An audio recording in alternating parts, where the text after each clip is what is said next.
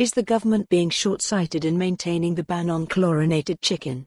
Victoria Hewson, head of regulatory affairs at the IEA, says yes, promising to keep EU rules banning hormone-reared beef and chicken that has had pathogen reduction treatment, antimicrobial rinses, some of which contain low levels of a chlorine solution, is short-sighted and irrational. WTO rules require food regulations to be non-discriminatory, based on sound science. So why has the Environment Secretary promised to retain the bans, instead of reviewing their necessity?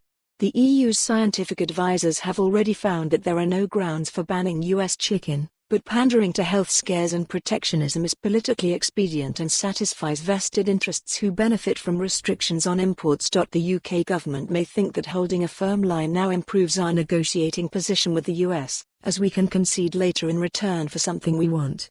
But the risk is that public hostility grows and vested interests are emboldened, making the concession politically impossible and depriving consumers of the choice to buy American meat if they want to. Sarah Hendry, Director General of the Country Land and Business Association, says no, the issue with chlorinated chicken is not the chlorine itself. After all, the element can be found already in many foods we eat on a daily basis.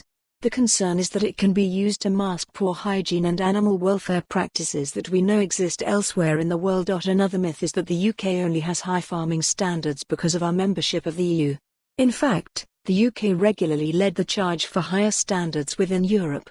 We can and should be proud of the quality of British food and the care our farmers take in producing it. The UK has nothing to fear from having an independent trade policy so long as the government keeps its word to protect our farmers.